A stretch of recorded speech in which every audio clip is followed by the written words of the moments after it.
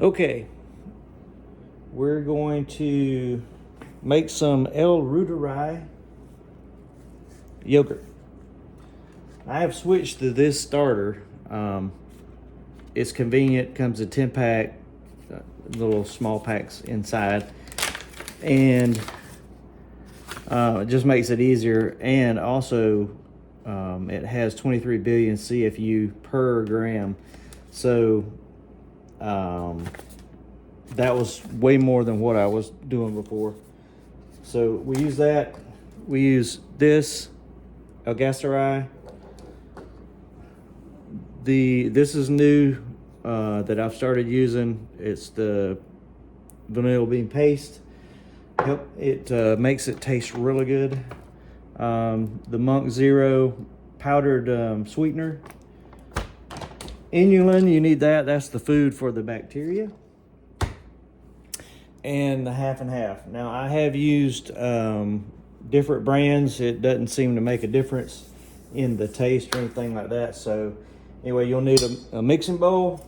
You'll need a teaspoon measurer, a whisk, and a measuring cup that will measure a third, and your 2 bowls.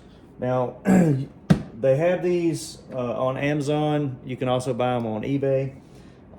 They'll come with either 8 little jars, or you can get them with these. I would recommend getting them with these, and if you want to use those jars, you just buy a set of the jars, because you can get those separately.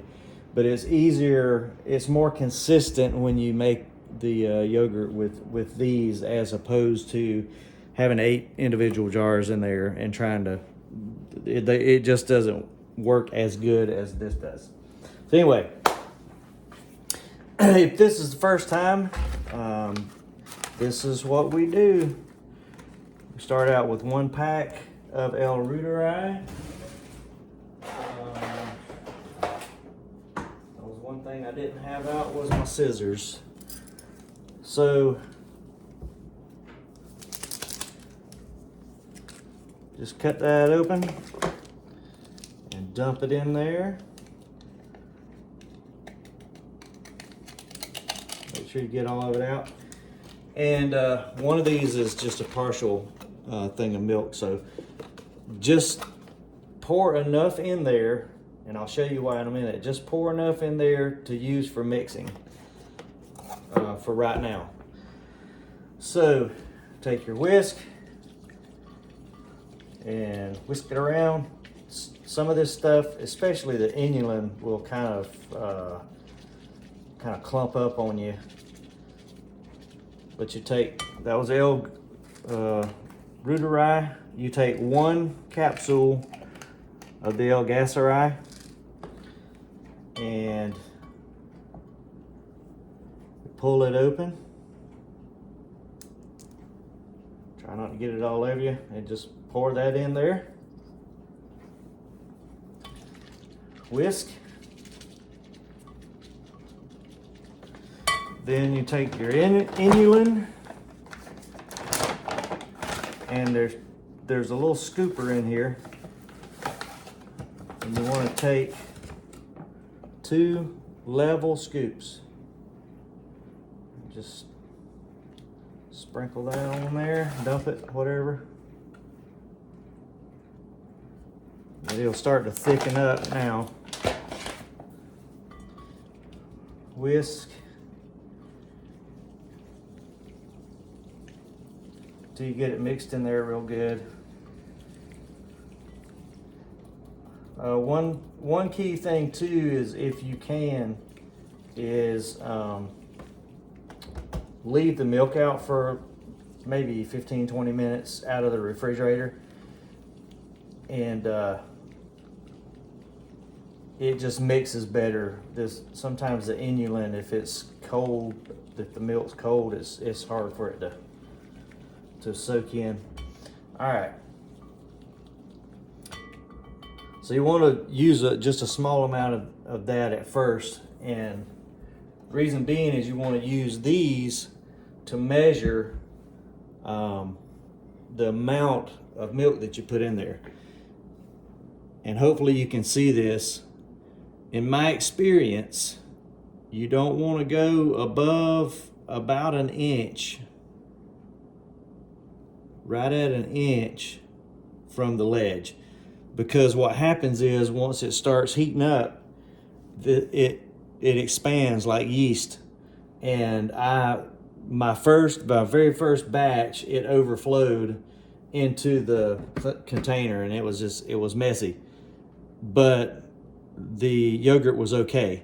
I just had a batch about 2 batches ago that I accidentally put just a little bit too high, and for some reason it did not come out as well at all. We actually threw it away. It smelled like clabbered baby milk, and I wasn't gonna eat it. So anyway, so go here, and now you're measuring out. And I just use 1 bowl to measure. I forgot to shake that one up. I like to shake it up just to.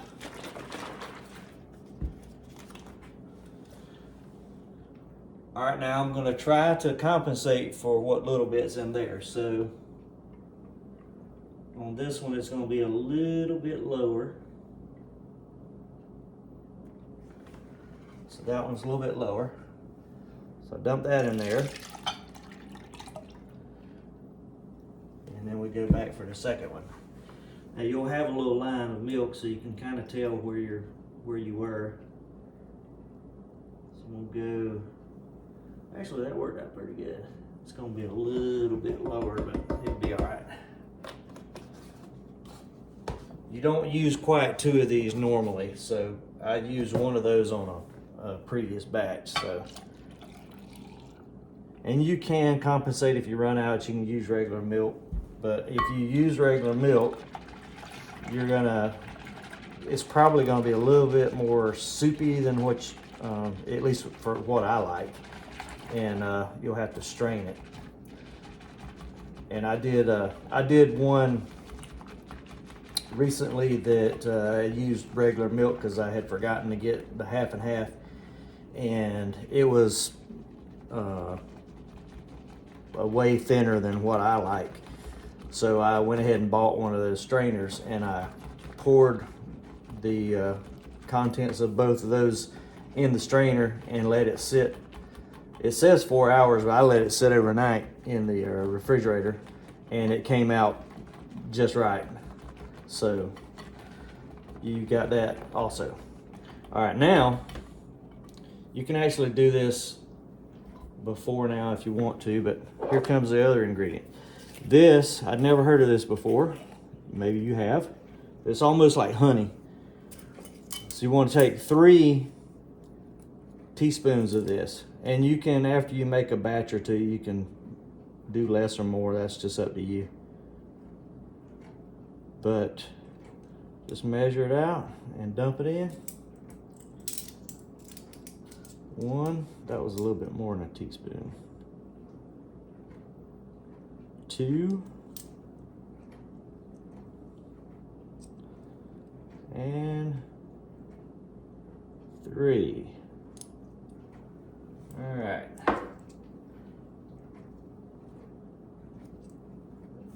My hands are clean, just in case you're wondering. All right, we'll take that, mix that up. If you've ever had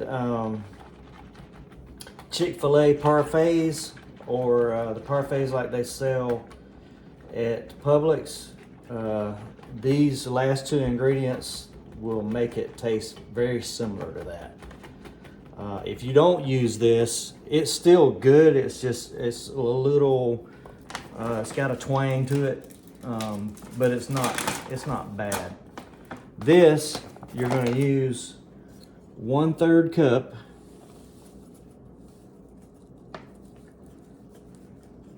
And this stuff is like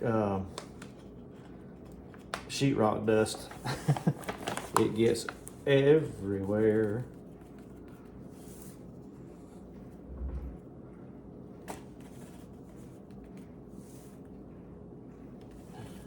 Come on. All right, 1/3. Dump that in there.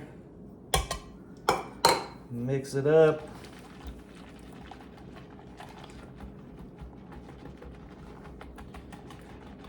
You want to mix it up real good because you're going to divide this batch up. So you want to make sure that everything's mixed in well so that you get a fairly even disbursement of ingredients. And so far doing it this way, I haven't had any problems. So some people go a little extreme when they're doing this part of it, but all right, and then you just take it, pour it to your line, your imaginary line. And because I'm a little short on this, I'm gonna try to get them as even as possible. I hope you can see this through the way I got the camera positioned.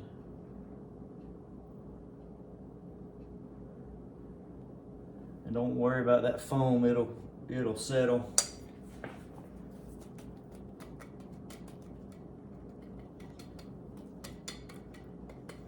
And you'll see a little bit of the vanilla bean, but it's pretty well distributed. All right, I want to wipe this one because I poured out of it. So then you just put your lid on and take your jars or your bowls and put them in your ultimate incubator. All right, and then I use a pitcher with water, and I just pour it. What you want to do is you want to pour water up to the line where your yogurt is. So you have to kind of eyeball that. If it doesn't go all the way up to that point, it's not that crucial, but as long as you get it, it's fairly close. That way you get an even distribution of heat.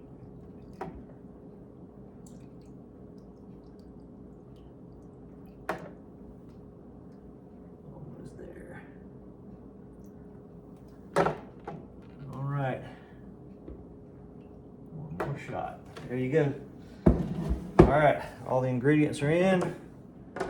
Lid on. You're going to set the temperature at 99 degrees. That's for this particular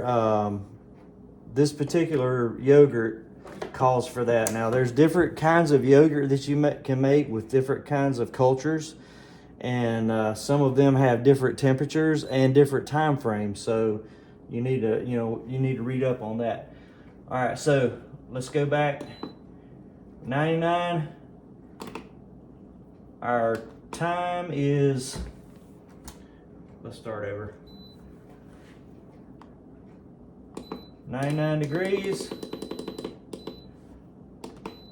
Time, 36 hours.